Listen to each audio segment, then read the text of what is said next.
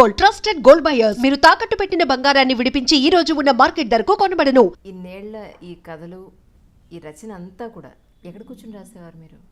ఎక్కడైనా కూర్చుని రాస్తానండి. ఒక స్టార్ట్ చేసేదాకా నన్ను ఎవరు డిస్టర్బ్ చేయకుండా ఉంటే, ఆ తర్వాత మీరు అరిచి కేకలు పెట్టినా, పాటలు పాడినా, డ్యాన్సులు చేసినా నాకేం తెలియదు. Once I enter in to that mood వెళ్ళిపోతుంది.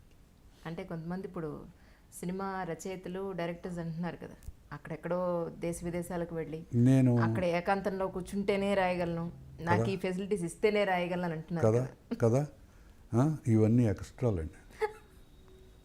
నాకు తెలిసి నా ఎక్స్పీరియన్స్, ఆ స్పార్క్ స్టార్ట్ అయింది అంటే రోడ్డు మీద నిలబడైనా రాసేసుకోవచ్చు. సినిమా ఫీల్డ్లో నేను అబ్జర్వ్ చేసింది అది వాళ్ళ స్టేటస్ సింబల్. నేను ఫలానా చోట కూర్చుని రాయగలను, అంతకు తక్కువ నేను ఇంట్లో కూర్చుని రాస్తాను అంటే వీడికి 100 రూపాయలు ఇచ్చే చోట 100 రూపాయలు ఇస్తే చాలులే అంటారు. నేను పనామా కాల్చేవాడిని. ఒక సినిమా డైరెక్టర్ పిలిస్తే స్టోరీ డిస్కషన్కి వెళ్ళా. సిగరెట్లు నా పనామా అయిపోయినాయి. సార్ సిగరెట్లు అయిపోయినాయి అండి అన్న. విజిపి గార్డెన్స్, మద్రాస్ విజిపి గార్డెన్స్లో ఉన్నాం. 555 ప్యాకెట్లు ఉన్నాయి, ఇన్ని బండిల్స్ ఇచ్చారు. నాకు అవి నచ్చవండి, ఐ నీడ్ పనామా. నన్ను ఆఖరికి అసిస్టెంట్ డైరెక్టర్ కూడా పనామా గలుస్తాడా అని ఎక్కిరిచ్చాడు. అంటే ఏంటి, నేను స్టేటస్ మెయింటైన్ చేయాలి. అది మెయింటైన్ చేస్తే తప్ప నేను మగోడిని కాదు అని చెప్పేసి వాళ్ళు అనుకుంటారు. దీన్ని ఏమంటారు కరెక్ట్గా చెప్పాలి అంటే, ఫీల్డ్లో అది ఉంది. నా చేతికి ఎన్ని ఉంగరాలు ఉన్నాయి, నా మెళ్ళో చైన్ ఉందా లేదా, చేతికో 10,000 వాచ్ ఉందా లేదా, ఇవన్నీ చూస్తే నేను ఏ కారులో వచ్చాను, ఇవన్నీ చూస్తేనే ఆ పేమెంట్ కరెక్ట్గా జరుగుతుంది. వీటిల్లో ఏది తక్కువైనా కూడా నన్ను అసలు ఒక మనిషిగా గుర్తించరు. ఫీల్డ్లో నేను అది చూశాను, అసహ్యం వేసింది. ఇప్పుడు వచ్చేసారు కదా హైదరాబాద్కి, మీ అబ్బాయి గురించి అవనివ్వండి, మొత్తానికైతే వచ్చారు ఇప్పుడు హైదరాబాద్కి. ఇప్పుడు పోనీ ప్రయత్నం ఏమైనా చేస్తారా మూవీస్ దాంట్లో? ఇంతకు ముందంటే మీకు ఉండడానికి మీకు రీసెంట్ డెవలప్మెంట్స్ తెలియవా? నిన్న డెవలప్మెంట్ ఏం తెలీదా? నేను త్రివిక్రమ్ శ్రీనివాస్ కథ ఇస్తున్నా. అవునా? నిజమా? ఎన్టీఆర్ సినిమాకి మళ్ళీ ఇస్తున్నా అని మరి మీరే చెప్తారు. మరి మీ ఇలాంటి వెబ్ వాళ్ళే వేశారు. ఈనాడు వెబ్లో వచ్చింది ఏంటండి, గ్రేట్ ఆంధ్రానా ఏదో మధుబాబు నావల్తో సినిమా తీస్తున్నారని. మీకు తెలియకుండా అలా అవుతుంది. మరి అదేగా హైదరాబాద్ గొప్పతనం. అంటే ఇప్పుడు మరి మధుబాబు గారు మీ కథని వేరే వాళ్ళు తీసుకుని ఇప్పుడు మీరు పాయింట్అవుట్ చేయరు, ఆయన చాలా ఉదార స్వభావం అన్న దాంట్లో తీసేసుకున్నారేమో చూడండి. ఎవరైనా ఎవరు తీసుకుంటారు, అంత తేలిగ్గా తీసుకుంటారా? ఇదివరకు జంక్షన్లో కాబట్టి మనకెందుకు లేని ఊరుకున్నాం. మళ్ళీ హైదరాబాద్ రావాలంటే లేని పొంత తలకాయ నొప్పి, ఇక్కడ ఫుడ్ వ్యవహారాలన్నీ చూసుకోవాలని చెప్పి ఇప్పుడు హైదరాబాద్లోనే ఉన్నాను కదా. స్కూటర్ వేసుకుని 5 నిమిషాల్లో వెళ్ళిపోతా. అది సాదిక్ భయ్య వెనకాల పెట్టుకుని వెళ్ళాలంటే 5 నిమిషాల్లో వాళ్ళు సమాధానం చెప్పి తీరాలి. ఎందుకంటే ఈయన్ని కాకైతే ఈయన ఒక్కడే రాడు, ఈయన వెనకాల 200 మంది 300 మంది వస్తారు. ఆయన సైన్యం మొత్తం. అంత తేలిక కాదు, కానీ గాసిప్స్ ఎక్కువైపోయినాయి. This I don't like. జంక్షన్లో ఉండగా ఇట్లాంటి గోల్ లేదు. నా జీవితం ప్రశాంతంగానే ఉండింది.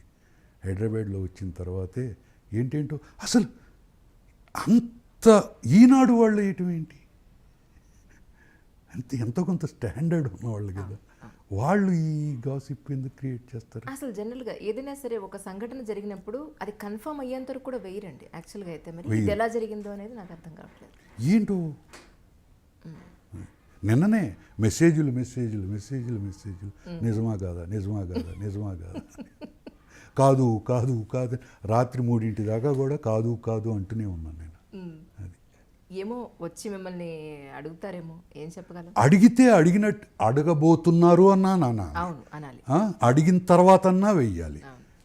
ఏమీ లేకుండా వేగ్గా మధుబాబు నవల్ని తీస్తున్నారు అంటే అందులో ఎవరితో, జూనియర్ ఎన్టీఆర్తోనా? అమ్మో, అదేదో గొప్పది, దాని మూలానేదో మన స్టేటస్ పెరుగుతుంది అనేది కాదు. జూనియర్ ఎన్టీఆర్ చక్కటి నటుడు, ఆయనకి ఒక కథ ఇవ్వాలి అని అంటే దానికి ఎంతో కొంత బోల్డంత ఎక్స్పీరియన్స్ ఉండాలి.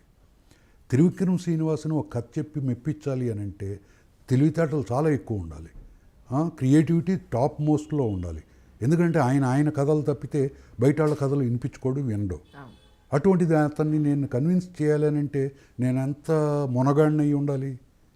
ఇవన్నీ వదిలేసేసి ఒప్పేసుకున్నారు, తీసేస్తున్నారు అంటే గాసిప్స్ కదా. అది హైదరాబాద్లోనే సాధ్యం, ఇంకెక్కడ సాధ్యం కాదు. అటువంటి చోటుకే వచ్చి కూర్చున్నాను ఇప్పుడు ప్రస్తుతం నేను. అయితే మీరు అడిగిన ప్రశ్నకి అవకాశాలు వస్తే చేసే పనే ఉంది, చేస్తా. ఇదివరకులాగా వెళ్ళేసేసి నేను ఎక్కడ ఉండాలి, నాకు తిండి ఎవరు పెడతారు అని అడగక్కర్లా. తీసుకెళ్ళి ఇంటి దగ్గర దించమంటే వాళ్ళే తీసుకొచ్చి దించుతారు. మళ్ళీ పొద్దున్నే వచ్చి పికప్ చేసుకోమంటే చేసుకుంటారు. నాకేంటి హ్యాపీ. ఇంట్లో కూర్చుని మా ఆవిడతో తిట్లు తినటం కంటే అక్కడికి వెళ్ళి వాళ్ళతోనే గొడవ పడుతూ ఉండొచ్చు. మీ ఆవిడ తిట్లు తింటున్నారు. మామూలు ప్రశాంతంగా కూర్చోకుండా. అసలు మరి రిటైర్డ్ ఎంప్లాయీ వచ్చేసేసి రిటైర్ అయిన తర్వాత చేసే పని ఏంటి? వంటింట్లో పోపుల డబ్బాలు నిండా ఉన్నాయా, తక్కువ ఉన్నాయా, నెల రోజులు రావాల్సినవి 10 రోజులు ఎందుకు వచ్చినాయి, ఇట్లాంటివి అడుగుతూ ఉంటారట. ఏమీ కూర్చోకుండా నా ఎక్స్పీరియన్స్ అది.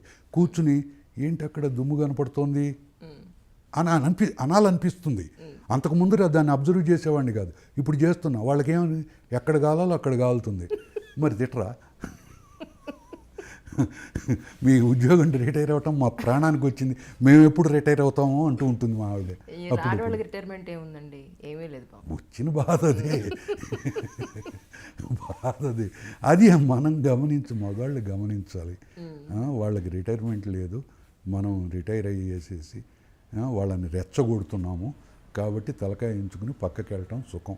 కాబట్టి నాకు ఏదైనా అవకాశం వస్తే పొద్దున్నుంచి 8 గంటలు కనపడకుండా ఉంటే నేను ఆఫీస్కి వెళ్ళిన ఫీలింగ్ తనకే వస్తుంది. తన పని ఏదో తను చేసుకుంటాను. అంతేగాని ఆవిడకి సహాయం చేస్తానని మాత్రం ఏం చేయగలమండి మగాళ్ళు? నేను వెళ్ళి కూరలో పోపేస్తే ఉంటుందా? మళ్ళీ ఆ కూర తినబుద్ధి చేస్తుందా? పోనీ ఏది వీలైతే అది చేయండి, ఏది చెడగొట్టకుండా ఉండేదో చేయండి. పోనీ ఏది చేయడానికి ఫిక్స్ అయిపోతారే, ఇది తప్ప ఇంకేమీ చేయను అని. చేత కాదు, నువ్వు ఫిక్స్. సరే, ఆడవాళ్ళ ఫిక్స్ అయితే ఇది నేను చేయలేను అని, వంట చేయలేను, ఏం చేస్తాం? హోటల్ నుంచి తెచ్చుకుంటాం. ఏదో ఒకటి తినాలి కదా టైంకి. తనకి తెచ్చిపెట్టాలిగా, వచ్చిన బాధ అది తనొక్కతే వండుకుని నాకు పెట్టను అంది కదా. అది నాకు వండుతుంది, తను వండుకుంటే నాకు వండినట్టే.